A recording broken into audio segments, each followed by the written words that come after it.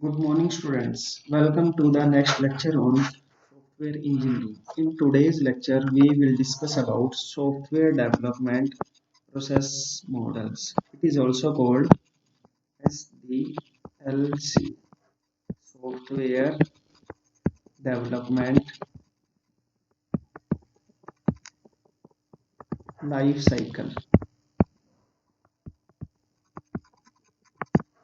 जैसे अर्थ पे हर चीज क्या है, एक लाइफ साइकिल फॉलो करती है, उसी तरीके से कोई भी जो हमारा सॉफ्टवेयर है उसका भी एक पर्टिकुलर लाइफ साइकिल होता है जिसको हम बोलते हैं सॉफ्टवेयर डेवलपमेंट लाइफ साइकिल। उस लाइफ साइकिल में हमारे पास सॉफ्टवेयर की इंसेप्शन से लेके जब तक सॉफ्टवेयर हमारे पास यूज में है वो सारे के सारी एक्टिविटीज डिफाइन होती हैं। A variety of life cycle models have been proposed and are based on the task involved in developing and maintaining the software।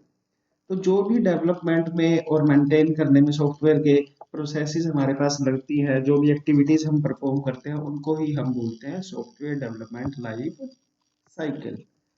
तो हमारे पास सॉफ्टवेयर को डेवलप करने के डिफरेंट डिफरेंट मॉडल्स हैं। जैसे अगर हम बात करें, वाटरफॉल मॉडल है, प्रोटोटाइप मॉडल है, इवोल्यूशनरी मॉडल है, स्पाइरल मॉडल है। तो डिफरेंट डिफरेंट टाइप के, इनके अलावा और भी हमारे पास डिफरेंट टाइप के सॉफ्टवेयर डेवलपमेंट मॉडल्स हैं। अब हमारे पास बात आती है कि हमारे पास इतने ज़्यादा तरह के सॉफ्टवेयर डेवलपमेंट मॉडल्स हैं, तो हम एक से भी काम चला सकते हैं, तो इतने ज़्यादा बनाने की क्या जरूरत पड़ी। उसका देखिए क्या है हमारे पास, कि हमारे पास जो डिफरेंट टाइप के मॉडल्स हैं उनको हम चूज करते हैं depending upon nature of the project. की अगर हमारे पास कोई एक प्रोजेक्ट है, उसका नेचर क्या है या उसकी एप्लीकेशन क्या है, उसके अकॉर्डिंग कौन सा लाइफ साइकिल मॉडल उसके ऊपर फिट बैठेगा वो हम डिपेंड करता है। सेकंड, कि कौन से मेथड्स या कौन से हमने टूल यूज करने हैं, उसके बेसिस पे हम मॉडल को चूज करेंगे।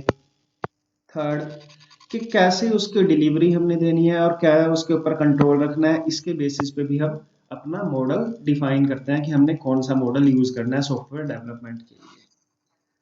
अब देखिए बात आती है कि सॉफ्टवेयर डेवलपमेंट लाइफ साइकिल, तो उसमें जैसे मैंने अभी बताया कि हमारे पास सॉफ्टवेयर डेवलपमेंट लाइफ साइकिल में क्या है, डिफरेंट डिफरेंट एक्टिविटीज हैं, उनको हम बोलते हैं फेजेस।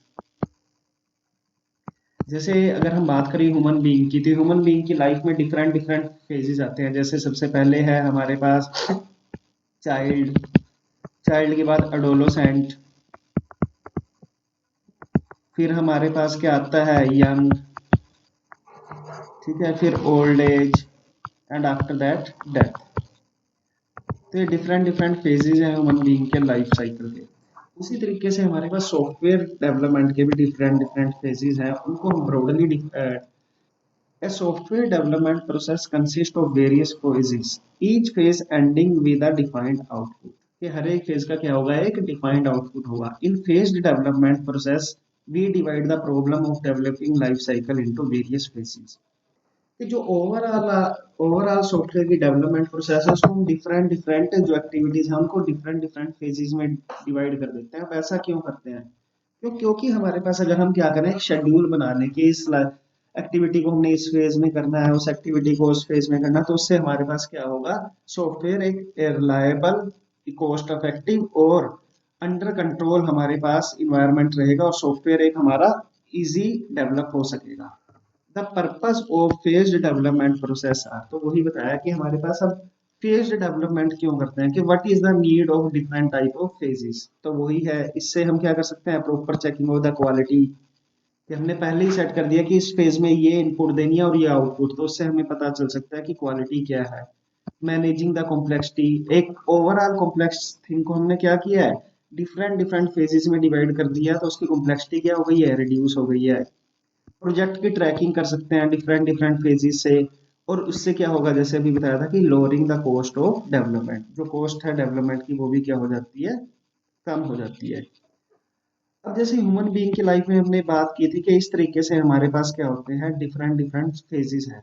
उसी तरीके से जो कॉमनली एक सॉफ्टवेयर डेवलपमेंट है उसके हमने क्या किए हैं, जो मेन फेजेस हैं वो है, फर्स्ट वन फेज होता है requirement analysis, second one phase है सॉफ्टवेयर डिजाइन, थर्ड वन है कोडिंग, फोर्थ वन है टेस्टिंग, एंड फिफ्थ वन है मेंटेनेंस। अब इनके बारे में हम डिस्कस करेंगे one by one. Basically requirement analysis का नाम से क्लियर है हमारे पास कि जो यूजर हमारे पास है, जो कस्टमर है, हम उसकी रिक्वायरमेंट्स लेते हैं कि क्या। तो रिक्वायरमेंट एनालिसिस क्या है, बेसिकली हम कस्टमर से रिक्वायरमेंट लेते हैं कि उसकी क्या क्या रिक्वायरमेंट है, और उसके बेसिस पे हम एक डॉक्यूमेंट, जिसको हम कहते हैं कि शर्तें लगा देते हैं कि उसको ये चाहिए और हम ये प्रोवाइड करवाएंगे। उसके बेसिस पे एक बनता है SRS डॉक्यूमेंट,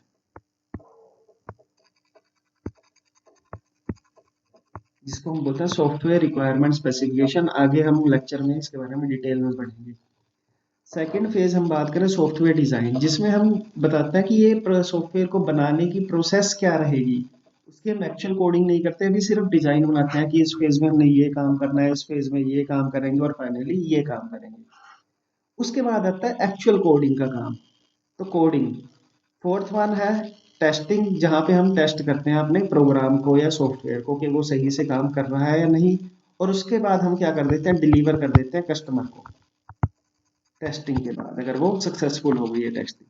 तो डिलीवरी के बाद अब फेज आता है मेंटेनेंस। अब कस्टमर के पास हमारा सॉफ्टवेयर चला गया है, लेकिन उसमें इन फ्यूचर अगर हमारे पास कोई इंप्रूवमेंट करनी है या कोई बग आ गया है, तो उसको रिमूव करने की प्रोसेस हमारे पास कहलाती है मेंटेनेंस, या उसमें कोई और एक्स्ट्रा फीचर ऐड करवानी है, that is comes under the maintenance. अब देखिए इसमें एक चीज और है हमारे पास, कॉस्ट। अगर हम बात करें कि 100% कॉस्ट में जनरली क्या होता है, जो ये वाला फेज है, ये 40% हमारी कॉस्ट जो सॉफ्टवेयर की है वो इस फेज में लगती है मेंटेनेंस में, और बाकी की 60% क्या है हमारे पास इस फेज में। तो ये चार फेज हमारे पास क्या ले रहे हैं, 60% ऑफ टोटल कॉस्ट, और मेंटेनेंस ले रही है 40%। तो इसका मतलब मेंटेनेंस अब हम समझ सकते हैं कि कितनी ज्यादा जरूरी है, कि मेंटेनेंस में ही हमारी मोस्टली कॉस्ट लगती है सॉफ्टवेयर को मैनेज करने में। और उसके बाद इस 60% में से भी सबसे ज्यादा जो हमारा इन्वॉल्वमेंट होती है वो टेस्टिंग के ऊपर होती है। अभी तक हम एक लेमैन सोचेगा कि कोडिंग के ऊपर सबसे ज्यादा कॉस्ट लगेगी, नहीं। बेसिकली क्या है हमारे पास टेस्टिंग के ऊपर, जो ये 60% में से भी क्या है हमारे पास नियर अबाउट 40%, 60% का 40% जो कॉस्ट है वो किसके ऊपर लगती है, टेस्टिंग के ऊपर लगती है हमारे पास। क्योंकि जितना फुल प्रूफ हम टेस्ट करेंगे, उतना कस्टमर के पास वो हमारे पास बग फ्री या एरर फ्री होके डिलीवर होगा। तो इसलिए टेस्टिंग के ऊपर मेन एम्फेसिस रहता है, और इसीलिए जो टेस्ट इंजीनियर्स हैं उनकी पेस कंपैरेटिवली बेटर होती है एज कंपेयर टू कोडर्स। तो अब हम इन डिफरेंट डिफरेंट फेजेस को वन बाय वन स्टडी करेंगे। सबसे पहला है हमारे पास रिक्वायरमेंट एनालिसिस। तो नाम से ही क्लियर है, रिक्वायरमेंट एनालिसिस में हम क्या करते हैं, कस्टमर से जो कस्टमर की रिक्वायरमेंट लेते हैं कि उसको क्या प्रोडक्ट चाहिए, क्या सॉफ्टवेयर चाहिए, मींस हम understand, we can understand the problem. तो हम प्रॉब्लम को अंडरस्टैंड करते हैं, और अगर हमारे पास समझ में आ जाती है प्रॉब्लम, तो हम क्या कर देते हैं उसके फिर अल्टरनेटिव सॉल्यूशंस, उनका कॉस्ट और उसका बेनिफिट क्या है यूजर को, उसके बेसिस पे हम आगे काम करना शुरू करते हैं। So basically the aim of this phase is to identify what should be done by the software and not. Basically यहाँ पे हम करते हैं कि सॉफ्टवेयर ने क्या काम करना है, हम ये नहीं देखते कि वो कैसे काम करेगा। हमें बेसिकली पता होना चाहिए कि सॉफ्टवेयर हम किस चीज के लिए बना रहे हैं। तो which is the main M of requirement analysis. अब रिक्वायरमेंट्स भी हमारे पास डिफरेंट डिफरेंट टाइप्स की है, जैसे फंक्शनल रिक्वायरमेंट्स। फंक्शनल रिक्वायरमेंट का कि सॉफ्टवेयर क्या क्या काम करेगा। ऑपरेशनल रिक्वायरमेंट्स के उसके जो डिफरेंट डिफरेंट ऑपरेशंस हैं वो कैसे होंगे। रिसोर्स रिक्वायरमेंट्स के आपका हार्डवेयर या सॉफ्टवेयर है जो, उसको कौन कौन से रिसोर्सेज की रिक्वायरमेंट पड़ेगी। क्वालिटी के सॉफ्टवेयर की क्वालिटी कितनी होनी चाहिए, 100% एरर फ्री होना चाहिए, 90%, 95%, डिपेंडिंग अपॉन द कॉस्ट। उसी तरीके से परफॉर्मेंस रिक्वायरमेंट की उसकी परफॉर्मेंस कैसी होनी चाहिए, क्या क्या डॉक्यूमेंट्स होने चाहिए उसमें, उसकी रिलायबिलिटी क्या है। तो these are different type of the requirements, और इनको हम गैदर करते हैं कहाँ पे, रिक्वायरमेंट फेज में। और इन रिक्वायरमेंट्स को फिर हम एक, जैसा हमने पीछे डिस्कस किया था, एक सॉफ्ट डॉक्यूमेंट बनाते हैं जिसको हम बोलते हैं सॉफ्टवेयर रिक्वायरमेंट स्पेसिफिकेशन डॉक्यूमेंट या SRS document, which is most important. ये बेसिकली क्या है हमारे पास, एक तरह का डॉक्यूमेंट है जिसमें हमारे पास जो सॉफ्टवेयर कंपनी है और जो हमारे पास कस्टमर है, उसके बीच में क्या होता है, एक मोमेरेंडम हो जाता है कि कस्टमर कहता है कि मेरे को ये चीज चाहिए और कंपनी कहती है कि हम आपको ऐसे ये देंगे, ये कॉस्ट रहेगी, उसकी ये रिलायबिलिटी रहेगी, और उसके बेस पे ही हमारे पास SRS डॉक्यूमेंट बनता है। ये एग्रीमेंट है बेसिकली किसके बीच में, कस्टमर और कंपनी के बीच में, जो उसको सॉफ्टवेयर बना के देगी। और बाद में अगर कोई सॉफ्टवेयर के बाद डिस्प्यूट आ जाता है तो इस SRS डॉक्यूमेंट के बेस पे ही वो डिस्प्यूट रिजोल्व होता है। तो SRS basically contains detailed statement of the problem, कि प्रॉब्लम की डिटेल कि क्या क्या उसने काम करना है, प्रॉब्लम का मतलब सॉफ्टवेयर क्या काम करेगा, possible alternative solutions of the problem, functional requirements of the software system, format of input and output, and constraints के किन किन कंडीशन पे वो काम करेगा या नहीं करेगा, ये सारी चीजें किसमें होती हैं, SRS में। सो SRS is an important document which acts as the agreement between company and the customer. After the requirement phase, requirement gathering phase भी इसको हम बोल देते हैं। सेकंड फेज आता है हमारे पास सॉफ्टवेयर डिजाइन। सॉफ्टवेयर डिजाइन में हम क्या करते हैं, जो कंपनी है, जो सॉफ्टवेयर डेवलपमेंट टीम है, वो क्या करती है, उसका एक बेसिकली रफ डिजाइन बनाती है कि वो सॉफ्टवेयर हम कैसे बनाएंगे। एक्चुअल में कोडिंग अभी नहीं होती इसमें, तो बेसिकली यहाँ पे हम एक डिजाइन बनाते हैं। अब डिजाइन भी बनाने के डिफरेंट डिफरेंट हमारे पास अप्रोचेज हैं, जिनको हम आगे के चैप्टर्स में देखेंगे। जैसे हमारे पास क्या होता है, DFD, डाटा फ्लो डायग्राम्स होते हैं हमारे पास, ER डायग्राम्स होते हैं, एंटिटी रिलेशनशिप डायग्राम्स होते हैं, या फिर हमारे पास क्या है, के बेसिस पे हम डिजाइन बनाते हैं। तो देर आर डिफरेंट, जो हमारे पास सॉफ्टवेयर डिजाइन फेज है, इसको भी आगे 3 सब फेजेस में डिवाइड किया गया है। आर्किटेक्चर डिजाइन, नाम से क्लियर है कि उसका आर्किटेक्चर कैसे होगा। This sub phase focuses on identifying different components और subsystems of the system and how they are connect, कि उसमें क्या क्या कंपोनेंट होंगे, क्या क्या मॉड्यूल होंगे, और उनको आपस में हमने कैसे कनेक्ट करना है। Note that the system is a combination of many different components. In architecture design, we focus on how the major subsystems are needed. कौन कौन से हमारे systems रहेंगे इसमें और उनकी कैसे connectivity करनी है। सेकेंड है high level design. High level design का मतलब क्या है, हम उसका ऊपरी तौर पे this subsystem identify the module that should be build for developing the system and specification of the module. देखिए फर्स्ट आर्किटेक्चर में हमने देखा कि हमारा मॉड्यूल्स कौन कौन से बनाने हैं और उनको आपस में कैसे कनेक्टिविटी करवानी है। दूसरा आता है हाई लेवल डिजाइन, जिसमें हम देखेंगे कि वो मॉड्यूल्स हमने एक्चुअल में कैसे डेवलप करने हैं। और थर्ड आता है हमारे पास डिटेल्ड डिजाइन। डिटेल्ड डिजाइन में नाम से क्लियर है कि हम छोटी से छोटी चीजों की भी डिटेल यहाँ पे रखेंगे कि क्या क्या चीजें होनी चाहिए और उनको हमने कैसे डेवलप करना है। In detailed design, the focus is on designing the logic for each module, के हर एक जो मॉड्यूल है उसको बनाने का क्या लॉजिक रहेगा, और डिटेल्ड उसमें डिस्क्रिप्शन होगी उसमें। The purpose of design phase is to plan a solution for the problem specified by the SRS document। SRS document के बेस पे ही हमारा डिजाइन बनता है, जिसमें सबसे पहले हम बात करेंगे आर्किटेक्चर डिजाइन की कि कौन से मॉड्यूल होंगे।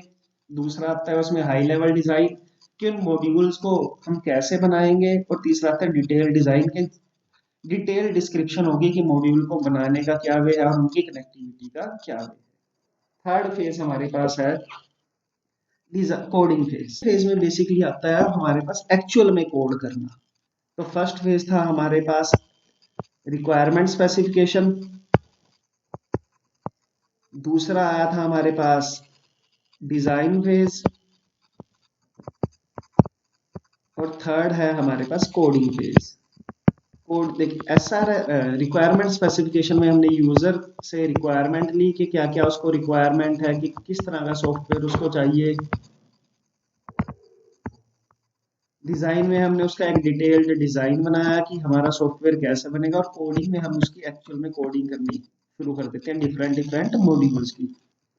One of the design is complete, जब एक बार डिजाइन कंप्लीट हो गया, most of the decision about the system have been made, और सारे के डिसीजन हमने बना दिए कि ये हमने मॉड्यूल बनाने हैं और ऐसे ऐसे उनकी आपस में कनेक्टिविटी करनी है। तो उसके बाद हमारे पास क्या होता है, उस डिजाइन को हम कोड की फॉर्म में लेके आते हैं by the given programming language. This phase the main aim is to implement the design in the best possible manner. This phase affect both testing and maintenance phases. क्योंकि अगर हमारी ये कोडिंग क्या होगी, सही होगी, तो वो टेस्टिंग भी हमारी उसकी सही होगी और मेंटेनेंस भी इजी रहेगी। तो इसलिए कोडिंग फेज भी हमारा क्या होता है, इंपॉर्टेंट पार्ट है कि हमारी कोडिंग क्या होनी चाहिए, ऐसी कंसाइज होनी चाहिए और सभी के लिए क्या होनी चाहिए, वो कन्वीनियंट होनी चाहिए। Well written code can reduce the testing and maintenance effort. Hence, during coding, the focus is on developing the programs that are easy to read and understand, and simplify on developing programs that are simple to। Coding में हमारा क्या होना चाहिए कि code easy होना चाहिए और सभी को अंडरस्टूड होना चाहिए, कि अगर एक आपका टीम मेंबर कोड टीम को छोड़ भी जाता है तो दूसरा बंदा आके उसको इजीली स्टडी कर सके और उसको कैरी फॉरवर्ड कर सके। तो फोर्थ फेज आता है उसके बाद टेस्टिंग। जैसा मैंने अभी बताया है कि ओवरऑल इन चार फेजेस का नियर अबाउट 40% पार्ट किसमें जाता है, test. 40% of cost is maintained is given to the testing part. तो टेस्टिंग एक इम्पोर्टेंट पार्ट है हमारे पास। तो टेस्टिंग में क्या हम करते हैं, देखिए डिफरेंट डिफरेंट टाइप की टेस्टिंग है। सबसे पहले जो मॉड्यूल्स बने हैं इंडिविजुअल, उनकी टेस्टिंग होती है, और उन मॉड्यूल्स की टेस्टिंग जो इंडिपेंडेंट हमारी होती है उसको हम कहते हैं unit testing. In testing first the unit testing is from, कि डिफरेंट डिफरेंट जो पार्ट्स बनाए हैं हमने उनकी टेस्टिंग होती है। फिर उसके बाद उन टेस्ट, अगर उनकी सही से टेस्टिंग हो जाती है, वो सही परफॉर्म कर रहे हैं, तो उनको हम आपस में क्या कर देते हैं, एड कर देते हैं, मीन्स आपस में वाइंड ऐड अप कर देते हैं, और उसको हम बोलते हैं फिर उस जो आपस में इंटरलिंकिंग करने के बाद डिफरेंट डिफरेंट मॉड्यूल्स की जो एक सिस्टम बना है, उसको हम उस सिस्टम की टेस्टिंग को बोलते हैं integration testing. When modules are integrated into bigger program structure and then new errors arise, और वहां पे हम इंटीग्रेशन टेस्टिंग करते हैं। और इसी के बाद आती है वैलिडेशन टेस्टिंग और सिस्टम टेस्टिंग। तो सबसे पहले हमने डिफरेंट डिफरेंट मॉड्यूल्स की टेस्टिंग करी कि वो सही से परफॉर्म कर रहे हैं या नहीं। उसके बाद हमने टेस्टिंग करी है उनको आपस में इंटरलिंक करके, जिसको हम बोलते हैं integration testing. And after that हम क्या करते हैं, वैलिडेशन। वैलिड दो चीजें होती है, देखिए, एक वेरिफिकेशन, एक होता है वैलिडेशन। वेरिफिकेशन का मतलब क्या, हमने जैसे डाला कि हमने एक सॉफ्टवेयर बना टू एडिशन का, तो वो आंसर क्या दे, 2+2 4 दे। अगर वो आंसर दे रहा है 2+2 5, तो वो वेरीफाई नहीं हुआ, मीन्स वहां पे वेरिफिकेशन फेल होगी, यहाँ पे वेरिफिकेशन क्या होगी, हमारी पास हो गई। और दूसरा होता है वैलिडेशन। वैलिडेशन का मतलब, तो वेरिफिकेशन है basically, does system works well, कि सिस्टम सही से काम कर रहा है। और वैलिडेशन का मतलब है कि जो हमें काम लेना है उससे वो ही काम कर रहा है। जैसे हमने बनाना था कि एक हमने सॉफ्टवेयर बनाया था रेलवे रिजर्वेशन सिस्टम का, तो अगर वो रेलवे रिजर्वेशन सिस्टम सही से परफॉर्म कर रहा है तो उसको हम बोलते हैं वैलिडेशन टेस्टिंग। टेस्टिंग में हम चेक करेंगे कि analysis are validated against the software that is to be constructed, कि जिस काम के लिए हमने सॉफ्टवेयर बनाया था वो काम उससे एक्चुअली हो रहा है या नहीं हो रहा। तो वो आती है हमारी वैलिडेशन टेस्टिंग। और फाइनली आती है सिस्टम टेस्टिंग, कि वैलिडेशन टेस्टिंग भी अगर एक बार हमारी सक्सेसफुल हो गई, तो ओवरऑल सिस्टम है हमारे पास, उसको जो सॉफ्टवेयर है कस्टमर को डिलीवर करने से पहले सिस्टम की ही टेस्टिंग होती है, जिसको हम बोलते हैं सिस्टम टेस्टिंग। और अगर एक बार ये सब कुछ सही हो जाए तो हम कस्टमर को डिलीवर कर देते हैं।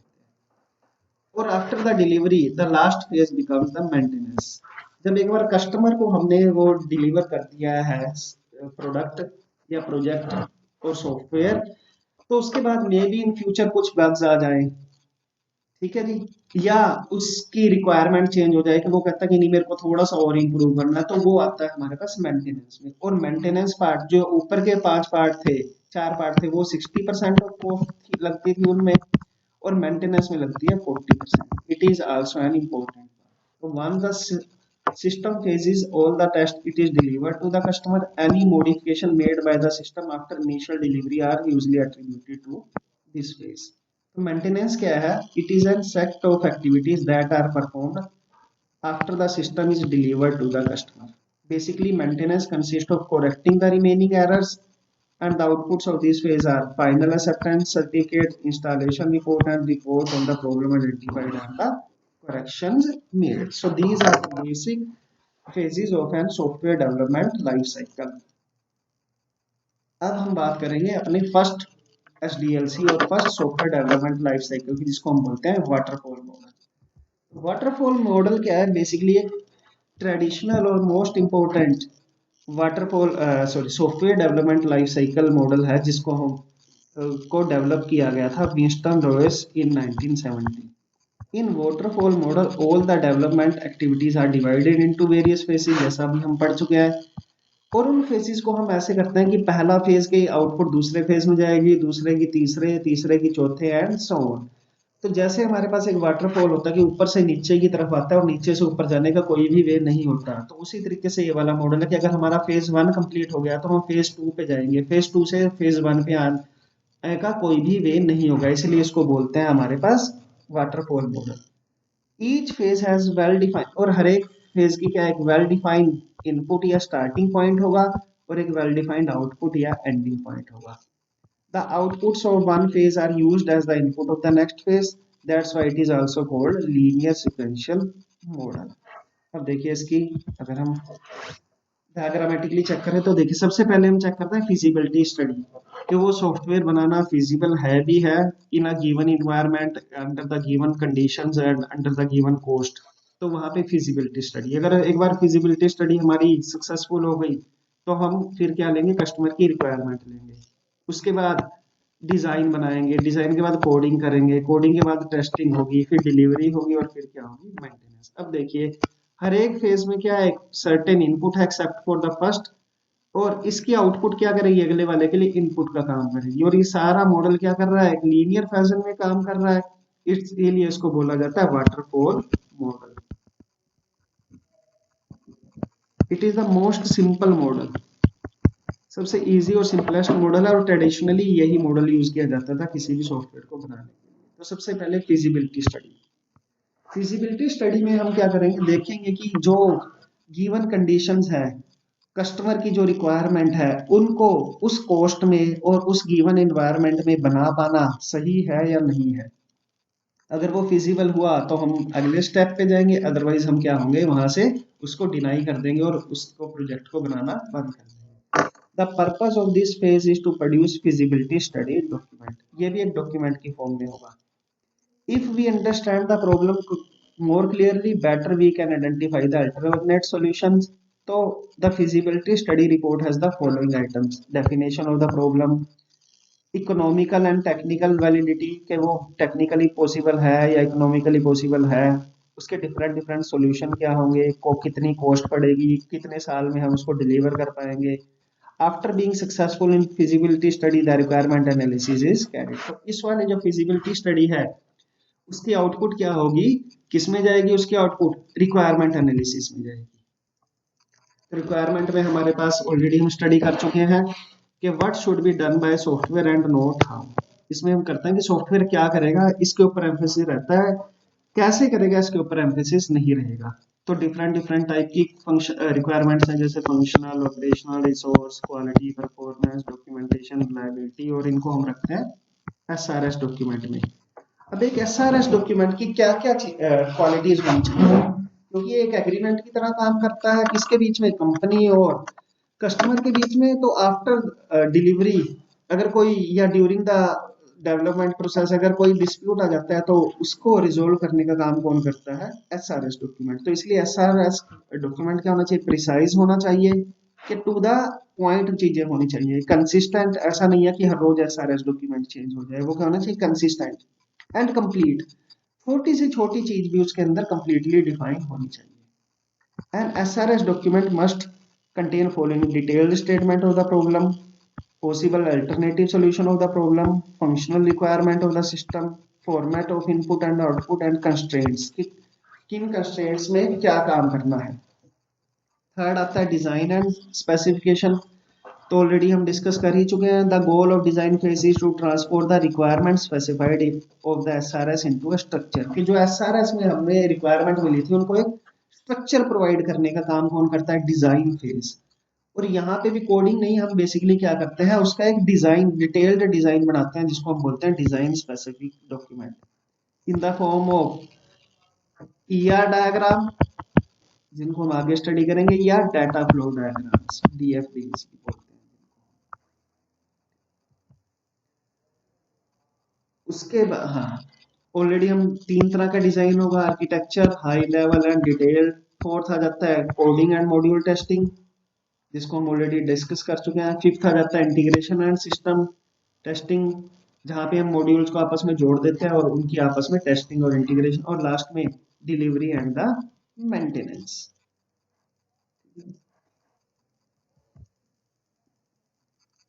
अब एडवांटेजेस क्या है वाटरफॉल मॉडल की?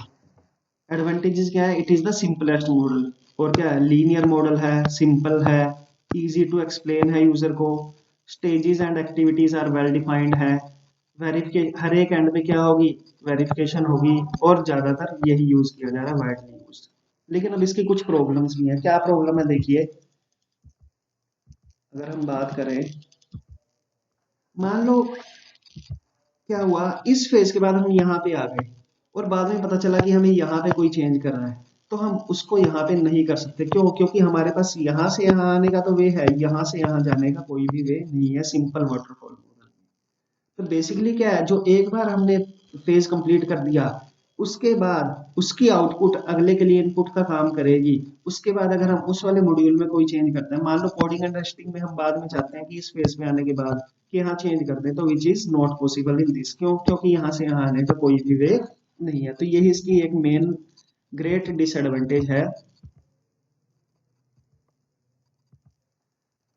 क्या कि in this model every phase is considered as a distinct, यानी कि अलग होगा, which can be isolated from rest of the next phase, जो अगले वालों से क्या रहेगा? अलग रहेगा। ठीक है जी, कि अगर requirement phases can be frozen before the system, कि अगर हमने क्या कर दिया, रिक्वायरमेंट को एक बार हमने फ्रोज कर दिया है, कि मींस फ्रीज कर दिया है, उसके बाद हम दोबारा से रिक्वायरमेंट में चेंज नहीं कर पाएंगे। It is difficult to define all the requirement and, और दूसरा क्या, ये मॉडल में थोड़ी सी दिक्कत रह जाती है, क्योंकि कई बार स्टार्टिंग में हमें नहीं पता होता कि हमारी ये रिक्वायरमेंट है। जैसे जैसे टाइम पास होता है, कस्टमर की रिक्वायरमेंट चेंज होती रहती है, तो बेसिकली वो चीज यहाँ पे पॉसिबल नहीं है। क्यों? क्योंकि ये क्या करेगा, फिक्स रहती है। तो हमारे पास क्या है, ये जनरली हमारे पास कस्टमर को शुरू में रिक्वायरमेंट नहीं पता होती, तो इसलिए कई बार ये वाटरफॉल मॉडल फेल हो जाता है। दिस अलाउ चेंजेस, कि चेंज नहीं हो सकते, वो ऑलरेडी डिस्कस कर चुके हैं। Cycle time is too long, क्योंकि साइकिल वाइज हम चल रहे हैं, फेज वाइज चल रहे हैं, तो इसलिए टाइम भी क्या लगेगा, इसमें ज्यादा रहेगा। यूजर की फीडबैक हमें बीच में नहीं मिलेगी। क्यों? क्योंकि यूजर की फीडबैक हमें लास्ट फेज पे मिलेगी, जब हम उसको क्या करेंगे, कस्टमर को डिलीवर कर देंगे। बीच में कस्टमर का पार्ट या तो रहेगा शुरू में, जब हमने एसआरएस डॉक्यूमेंट बनाना है रिक्वायरमेंट स्पेसिफिकेशन के बाद के टाइम, या मेंटेनेंस या डिलीवरी के बाद काम रहेगा। बीच के जो फेजेस है, टेस्टिंग है, कोडिंग है, वहां पे, या डीएफडी सॉरी डिजाइन वाला फेज है, वहां पे कस्टमर की रिक्वायरमेंट इन्वॉल्वमेंट जीरो होती है। पीछे जाने का कोई, वो बैक जाने का कोई रास्ता नहीं है। और अगर किसी एक फेज में चेंज आ गया, एरर आ गया, तो वो हमारे पास आगे भी कैरी फॉरवर्ड हो जाता है, उसको ठीक करना मुश्किल हो जाता है। These are the limitations of the waterfall model. So, in today's lecture, we have discussed about what is software development life cycle, what are its phases, and we also discussed about the simplest one, the simple waterfall model. So, thank you, students.